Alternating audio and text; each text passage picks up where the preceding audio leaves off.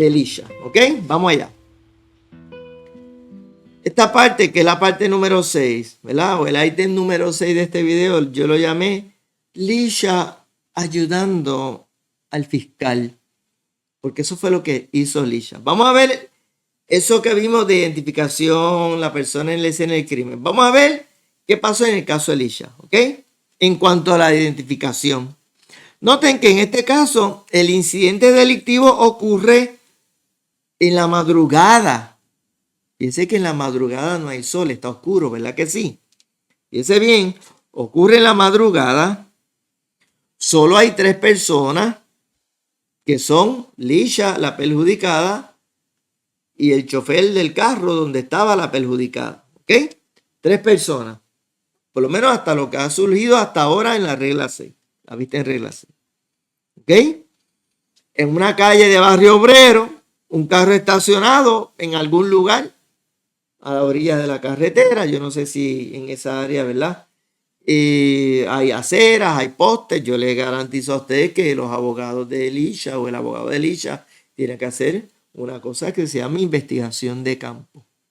Y tiene que ir allí a las 5 de la mañana o a las 5:30 para él evaluar cómo estaba el alumbrado. Claro que en este caso hay un problema que vamos a ver, y es que Elisha, pues, como le estoy diciendo, ayudó al fiscal. Bien. Así que a lo mejor había muy poca iluminación en esa área donde ocurren esos eventos. Si Elisha no se hubiese puesto a hablar, si Elisha hubiese hecho silencio, el fiscal tenía la obligación en esa vista, en regla 6, de presentar toda la evidencia necesaria, prueba testifical de diferentes testigos, que la perjudicada, ¿verdad? Presentar el testimonio de la perjudicada para identificar a Elisha, para ponerle en la escena, etcétera, etcétera. Y fíjese que, ¿cuál es el detalle? De madrugada, a lo mejor no había mucha iluminación. Entonces, eso le da a la defensa un ámbito de ¿qué? De impugnar que la identificación que se pudiera haber hecho de Elisha en esa escena. Así es como funciona esto, mi gente. Pero ¿qué pasó? Que Elisha se puso a hablar. Fíjense que si Elisha no hubiese hecho ningún comentario, entonces, aún en la vista en regla 6, tienen que identificar a Elisha. Y claro, lo que se requiere en regla 6 es lo que se conoce como una cintila de evidencia, que en otras palabras es un chispito de evidencia. Pero por más chispito tiene que haber evidencia suficiente. Que el tribunal diga, ok, esta persona la pudo identificar. Pero ¿qué pasa? Entra el aspecto de la credibilidad.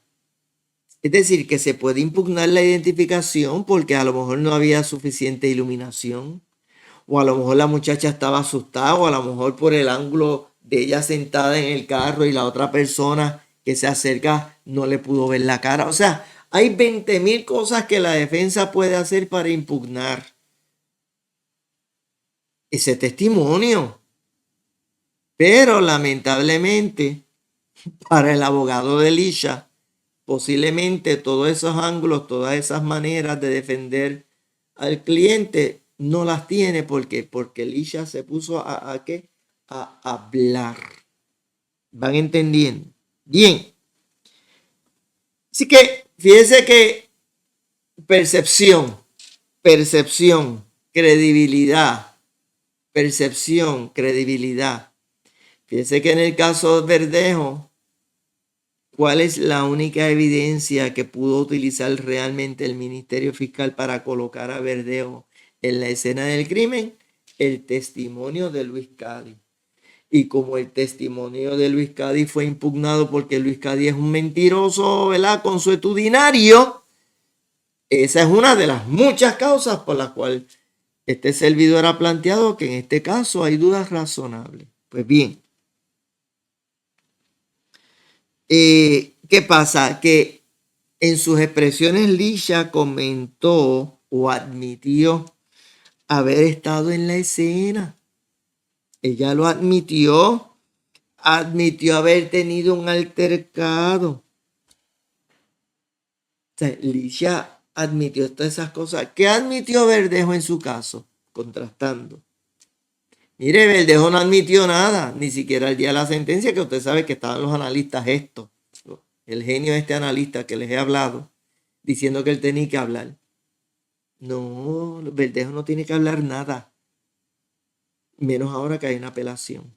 Pero antes del caso y de la sentencia, Verdejo mantuvo silencio porque sus abogados le dijeron, no hables, haz silencio. Verdejo nunca ha admitido que él hubiese cometido nada, pero Lisha sí. ¿Ven la diferencia? Bien. Ahora bien, volvemos a la prensa. ¿Cómo la prensa está tratando a Lisha?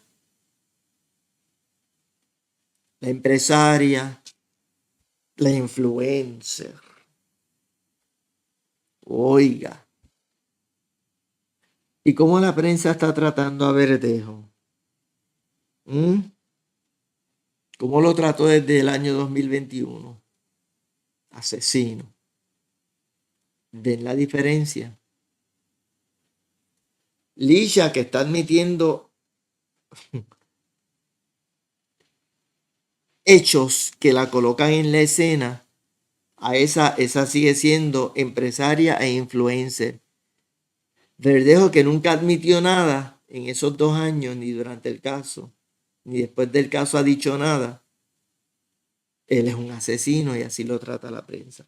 Para que vayan viendo los contrastes. Vamos a seguir.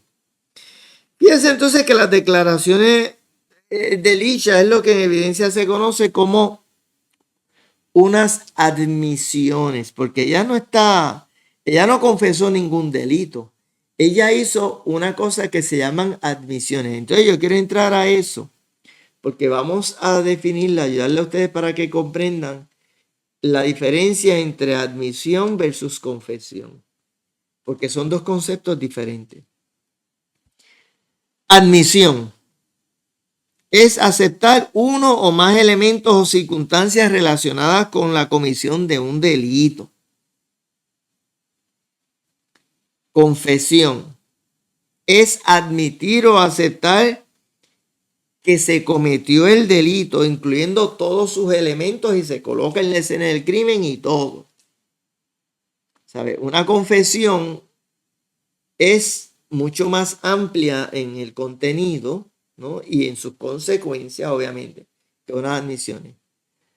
Unas admisiones pueden llevar a la policía o a los agentes o al ministerio fiscal, lo pueden ayudar a conseguir evidencia, le allanan el camino, que es lo que hemos estado diciendo, Lisha ayudando a la fiscalía. Pues las admisiones ayudan al ministerio fiscal a que esa persona salga culpable, por decirlo así. Ahora, una confesión es, olvídate, claro, la fiscalía, las confesiones, la fiscalía tiene que ir a verificar la versión de la persona sobre la comisión del delito. Porque hay personas que confiesan el crimen y no son culpables. Confiesan el crimen por un montón de razones o circunstancias. Es decir, que la confesión tiene la consecuencia de que usted ya es culpable y le allana el camino, que la fiscalía no tiene que hacer mucho, no tiene que hacer prácticamente nada excepto corroborar. Así que es una gran diferencia admitir ciertos hechos que confesar el delito o el crimen. ¿Estamos? Bien, vamos a hacer un ejemplo y aquí entramos, ¿verdad? Primero quiero enseñarle esto. Mire, mi asistente me preparó esto. Mire qué chulería. Qué artista. Esta es mi hija, la que me preparó la medalla. Pues ya, yo le pedí que me escribiera, ¿verdad? El texto del artículo 108, que lo vamos a ver, y el artículo 109, que termina por acá detrás. Muchas gracias a ella, ¿verdad? Vamos a utilizar el delito. Vamos a leer el delito de agresión grave, que es el artículo 109, que es este que tengo aquí, este segundo. Pasa que el 109 hace referencia al artículo 108, que ya mismo se lo leo. Dice, si la agresión descrita en el artículo 108, que lo voy a leer ya mismo, dice, si la agresión descrita en el artículo 108 ocasiona una lesión que requiera hospitalización o tratamiento prolongado, excluyendo las lesiones mutilantes, incurrirá en delito grave con pena de reclusión de 8 años. Entonces, después dice, esta modalidad incluye aquellas en las cuales se transmite una enfermedad siendo este hecho conocido por el autor. Eso no aplica a este caso. Ahora bien, mira lo que dice el próximo párrafo del artículo 109 del Código Penal. Si la agresión ocasiona una lesión mutilante, incurrirá en delito grave con pena de reclusión de 15 años. Vamos a leer entonces el artículo 108, entonces vamos a explicarlo, ¿ok? Mire cómo dice el artículo 108 del Código Penal.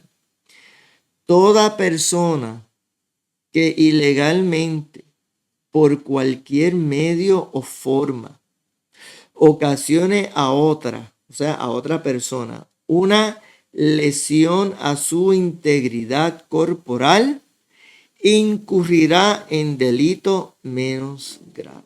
¿Bien? Así que ese es el artículo 108, míralo ahí, que es este de arriba. Artículo 108. Y este es el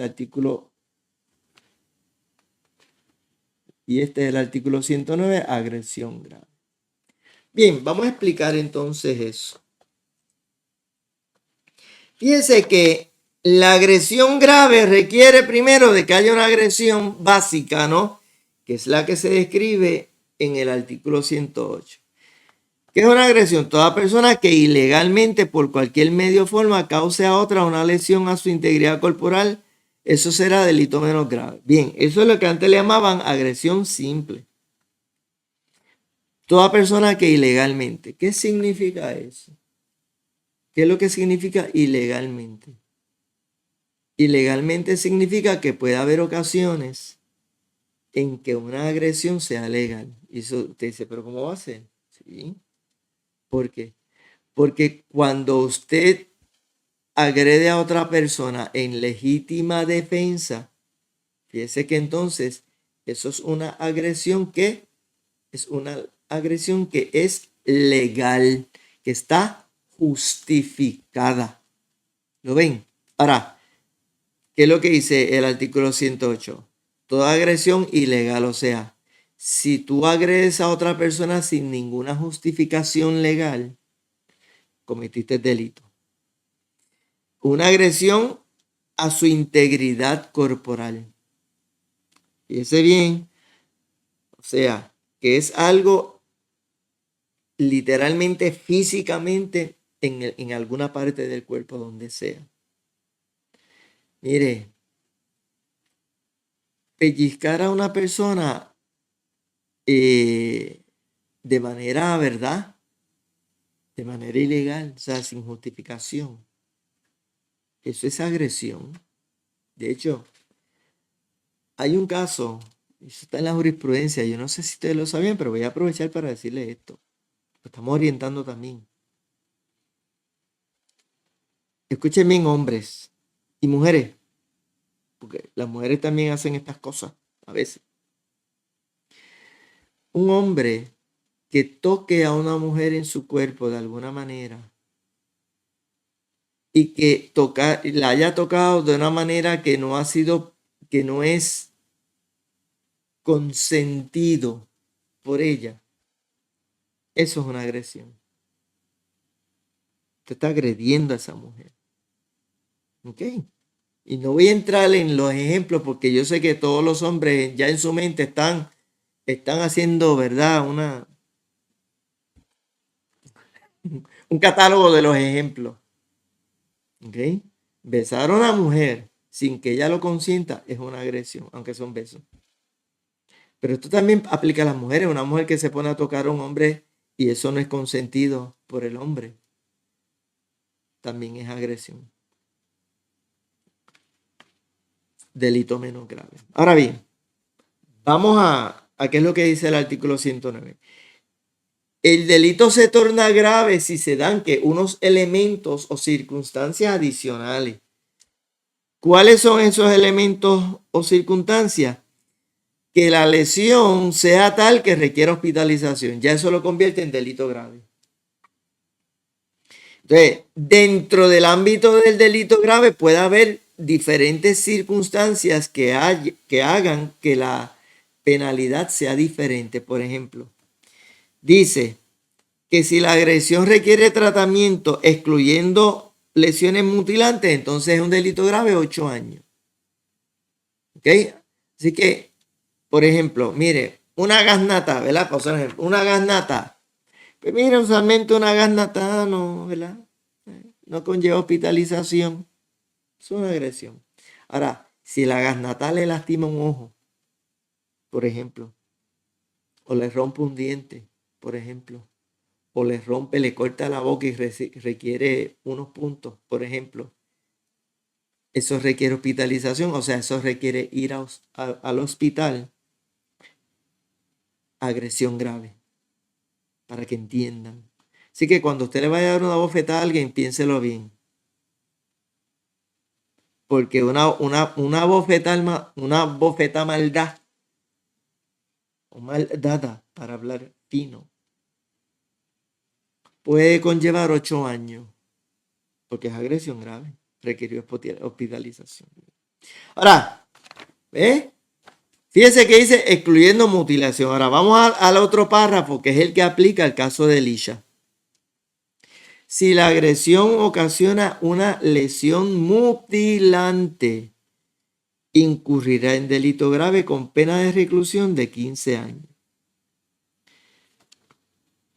Se entenderá, aquí define lo que es una lesión mutilante y miren bien porque es que se le está aplicando y de hecho yo vi la entrevista que le hicieron a la fiscal que estaba diciendo, mira, cójalo en serio, porque Lisha estaba cogiendo esto a relajo. Lisha y un montón de gente. Y la fiscal le dice, mire, esto es serio, mi gente, aquí hay ley de armas y mutilación, y tiene razón, se lo voy a leer. Dice, se entenderá como lesión mutilante. Ese es el último párrafo del artículo 109, ¿ok? Se entenderá como lesión mutilante el ocasionar un daño permanente en cualquier parte del cuerpo a una persona, desfigurar el rostro o mutilar permanentemente su capacidad para oír, ver o hablar. ¿Ok? Ocasionar daño permanente en cualquier parte del cuerpo a una persona. Coma, desfigurar, fíjese que es otra cosa distinta, desfigurar el rostro o inutilizar permanentemente su capacidad para oír, ver o hablar. Eso es lo que significa una lesión mutilante. Mire, cortar con una botella a una persona que requiera, eso le deja una cicatriz que es para toda la vida. Esa es mutilación. Para que entiendan lo que estaba diciendo la fiscal cuando le entrevistaron, que estaba diciendo esto es serio. Tiene toda la razón. Tiene toda la razón esa fiscal. ¿Por qué?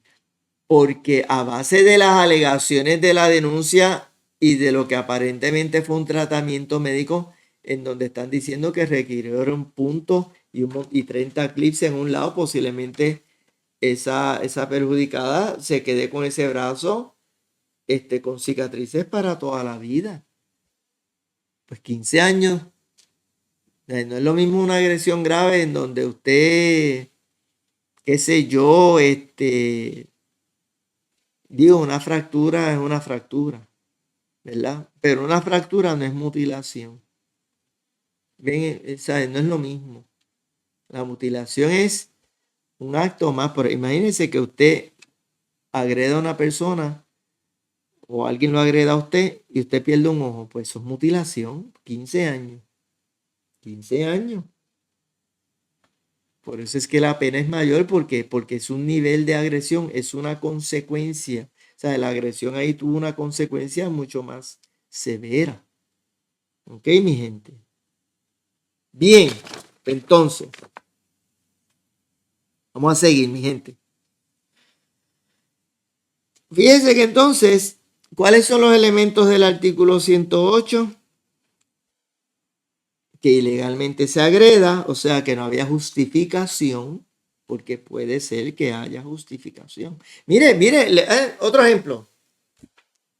Suena medio raro, pero otro ejemplo. O sea que a veces cuando una persona se está ahogando porque tiene algo en el, ¿verdad? En la garganta, qué sé yo, o está así, viene alguien y le mete un bujonazo aquí en el pecho. Pues mire, eso es una agresión, pero no es una agresión con la intención, no es una agresión de mala fe. Lo está agrediendo, pero es que le está tratando de salvar la vida. Ven, o sea, estas cosas parecen lógicas, pero mire, tenemos que ser bien cuidadosos porque, y bien, ¿verdad? Bien específico, porque en el derecho penal hay una cosa que se llama principio de legalidad, que después lo podemos discutir con calma, que es que, ¿sabe? La ley, el delito tiene que ser una bien específico. Tiene que estar bien definido el delito en el código para establecer cuál es la conducta penal.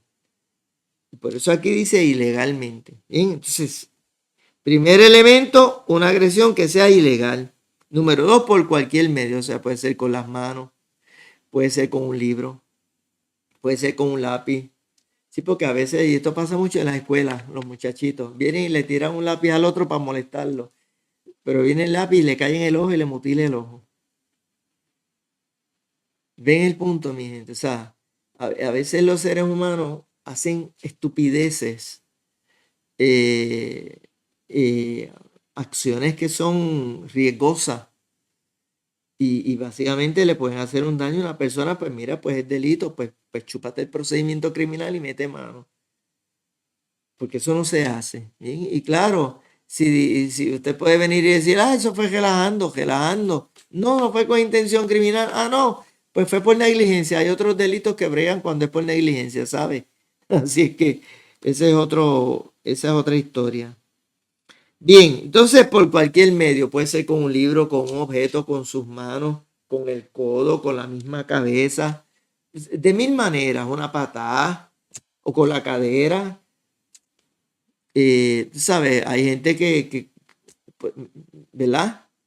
Imagínate que eso pasa, están hacia el lado de la carretera y los muchachos, las muchachas jangueando, los universitarios, están al lado de la carretera y de momento por gelarle te viene y con la cadera le mete un caderazo al otro y lo tira para allá. Lo digo que estaba en la calle y el tirarlo para allá significa que vino un carro y le metió un golpe y lo fracturó, lo mató. Pues mire, la que le metió el caderazo se puede buscar un lío bien grande. ¿Por qué? Porque cometió una agresión que tuvo una consecuencia terrible. Y a veces a los abogados se nos acusa de que nos ponemos en extremos en los análisis, pero no es ser extremos, es que son realidades de cosas que pueden ocurrir. ¿Ok, mi gente? Bueno, entonces, pues obviamente que cause una lesión, bien, que cause una lesión. Entonces, ¿qué añade el artículo 109? Si requiere hospitalización, entonces ya no es delito menos grave, sino se convierte en delito grave, como les decía. ¿Ok? Y si ocurre eso en el código, 8 años. Ahora bien, si la agresión causa una lesión mutilante, como les decía, fíjense que es un elemento diferente. Entonces son 15 años. Bien, entonces, en el caso de Lisha, ¿cuáles fueron las admisiones? Admitió que estuvo presente. Admitió que hubo un altercado, o sea, agresión mutua. Admitió que la golpeó. Pero ella no admitió nunca que hubo una mutilación. De hecho, ella no admite que ella haya utilizado un arma blanca. Eso ella no lo admitió. ¿Ok? Fíjense que básicamente lo que ella dijo podría llevar a un artículo 108.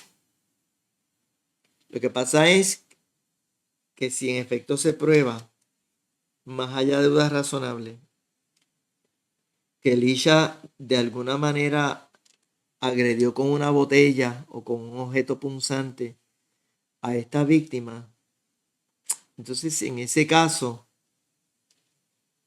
se estaría probando la agresión grave, que es el artículo 109, en su modalidad de mutilación, que en vez de ser 8 años, son 15. Fíjese bien que ella no admitió nunca lo de, ¿verdad? De hecho, por cierto, la ley de arma viene porque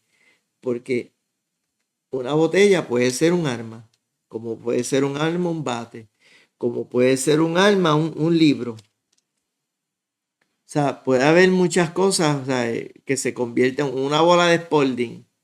Se puede convertir en un arma. Usted coge una bola de Spalding y se la tira a una persona, no en un juego, sino, ¿verdad? En una situación, un altercado. Yo he visto, ¿sabe? Ustedes han visto en las películas las escenas de una persona coge una bola de billar y viene y se la tira a otro y le da en la cabeza. Pues esa bola de billar es un arma blanca, que le llaman, y entonces le pueden acusar de ley de armas, y eso fue lo que pasó en el caso de Lisha. ¿Okay? Esa botella se convierte en un arma blanca, que es una modalidad de la ley de armas, porque está armas de fuego, pero también están armas blancas, como lo pueden ser cuchillos u otros objetos pesados, lo que sea. En este caso, una botella, ¿ok? Entonces, ¿qué hubiese sido una confesión? Que ella no confesó. ¿Qué hubiese sido una confesión? Que ella hubiese dicho, sí, yo la cogí, me hartó ella porque pasó tal y cual y me insultó, qué sé yo, qué problema tuvo, y fui y la cogí con una botella y la corté toda para que aprenda. Si ella hubiese dicho eso, que ella hubiese hecho, hubiese admitido el artículo 109, perdón, hubiese confesado, corrijo, confesado, ¿verdad? Ya eso es que una confesión de delito. La agredí con una botella, con intención, la quería mutilar, la quería desbaratar, porque me cansó, por whatever. Es una confesión, ¿ok? Si ella hubiese admitido que la agredió, pero que no la mutiló, pero que la mandó para el hospital, por ejemplo, pues eso sería una confesión que cubriría el de la agresión grave en la modalidad de 8 años. Si ella hubiese confesado que le metió con una botella, que la mutiló, que la cortó, entonces sería agresión grave en su modalidad de 15 años, ¿ok? Y si ella hubiese hecho eso, hubiese quedado frita. Bueno, entonces, vamos a ver evidencia del querellado de Lisha en la escena. Nuevamente, ¿qué hizo Lisha? Lisha básicamente le admitió a la fiscalía, pues, que ella estuvo allí. ¿Sabe? Ella misma se identificó en la escena y ella misma, ¿sabe? Que era ella, que fue ella la que tuvo el altercado. También se colocó en la escena, que ella estaba allí en la escena. ¿Qué más hizo Lisha? ¿Qué más le admitió? Admitió la conexión entre el delito y ella. ¿Por qué? Que ella dijo, sí, fue conmigo. ¿Sabe que Lisha le allanó el camino grandemente al Ministerio Fiscal? Acuérdense que tú puedes estar en una escena de un crimen y no haber cometido el delito. Te colocas en la escena, pero no tienes ninguna conexión. Por ejemplo, una persona que esté en esa escena y que llegó allí, que empezó a ver todo lo que pasó, Pues mira, esa persona está allí, está presente, pero no tiene ninguna conexión con el delito. Fíjese que volvemos al principio. Si Lisha hubiese hecho silencio, la fiscalía tenía que probar todas estas cosas. ¿Cómo lo iba a hacer? Bueno, pues con el testimonio de la muchacha, pero el testimonio de la muchacha se puede impugnar, como ya les he dicho antes. En este caso, pues, como Lisha hizo un sinnúmero de admisiones, se la puso más fácil al Ministerio Fiscal y se la puso más difícil a su abogado de defensa. Bien. Bueno, vamos a otro aspecto. ¿Cuál fue el mayor error entonces de Lisha? El mayor error que cometió Lisha en este caso es que ella se olvidó de su derecho a permanecer en silencio. Lisha se olvidó de que ella tiene derecho a no autoincriminarse.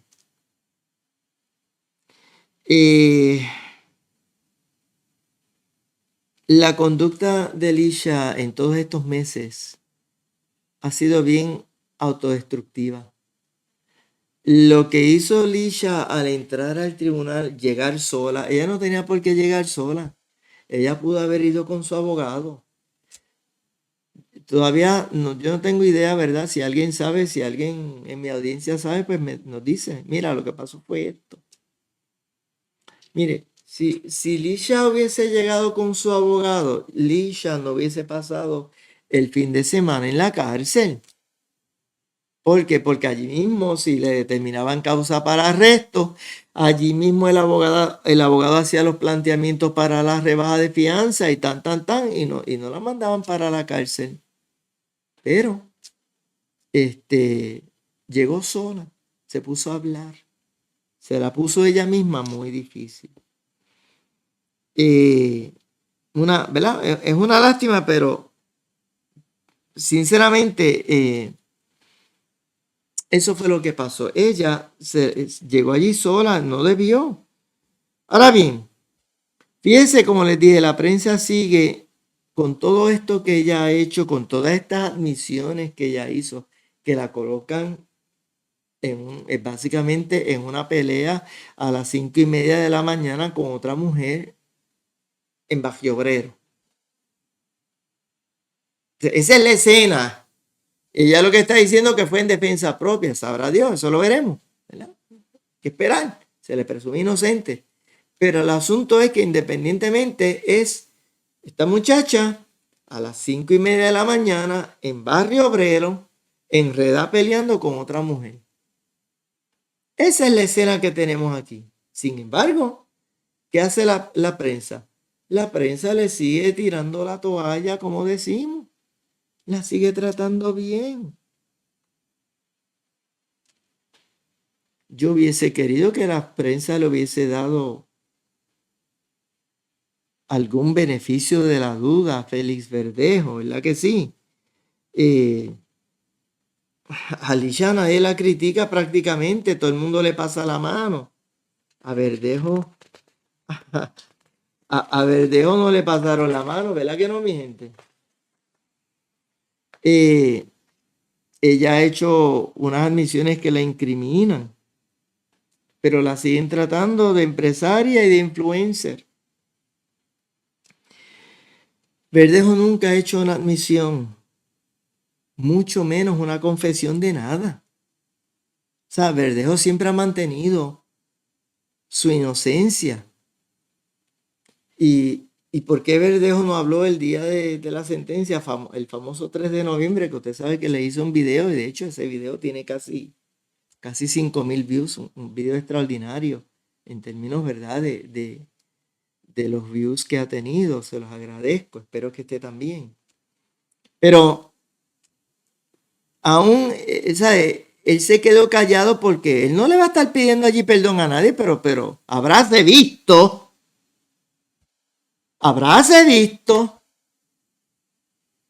que Verdejo tenga que estar pidiendo allí perdón y pidiendo disculpas para que empiecen a tergiversar diciendo que está confesando el delito.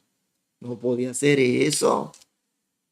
¿Por qué? Porque Verdejo en su fuero interno, él se entiende inocente y él todavía está luchando por su inocencia y por su libertad. Y esa lucha va ahora para el apelativo. Pues él no va a estar allí haciendo ningún tipo de admisión de culpa. Bien. Pero ¿cómo le llaman a Verdejo? Vamos a reflexionar en esta parte final de este video. El olímpico Félix Verdejo, así le dicen a Félix. Porque Lisha es que la influencer, la empresaria. Pues, ¿qué es Verdejo? Verdejo, el olímpico. ¿Verdad que sí? El diamante. El campeón latino de peso ligero. La estrella fulgurante del boxeo en Puerto Rico. La reencarnación de Félix Tito Trinidad, ¿sabes? El próximo Félix Tito Trinidad es Félix Verdejo. ¿Verdad que no? ¿Cómo le siguen llamando a Félix Verdejo desde el año 2021 y más ahora con esta sentencia producto de este juicio lleno de defectos? Asesino. Ustedes vieron el video de la mamá de Keishla. ¿Se acuerdan cuando fue allá a hablarle a los manifestantes? Asesino, asesino, asesino. Así le llaman, y ese es el tratamiento que tuvo Félix Verdejo desde el día 1. Ninguna misericordia, ninguna presunción de inocencia, ninguna consideración. Pero con Lisha sí. Ven el contraste. Y finalmente, y esto lo voy a dejar como una cuestión reflexiva para que ustedes piensen. Y si yo me equivoco, corríjame, no tengo problema con que me corrían en cuanto a algún dato, ¿verdad? Que yo esté fallando en algún dato, acepto las correcciones en cuanto a los datos. ¿Ok? ¿Alguien ha visto que alguien haya mencionado a la víctima en el caso de Lisha, en esta agresión grave, en su modalidad de mutilación?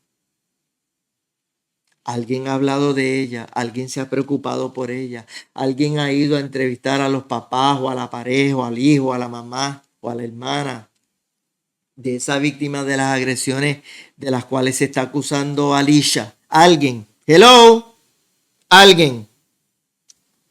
Están investigando los periodistas, buscando la noticia, poniéndole el micrófono al frente, las cámaras para que hablen. ¿A alguien en la prensa le ha importado el dolor de la familia de esa víctima que, según ha surgido de la vista, fue mutilada por Lisha? Esas se las dejo ahí. Y finalizo diciéndole lo que siempre les digo, mi gente: y conoceréis la verdad, y la verdad os hará libres. Que Dios les bendiga.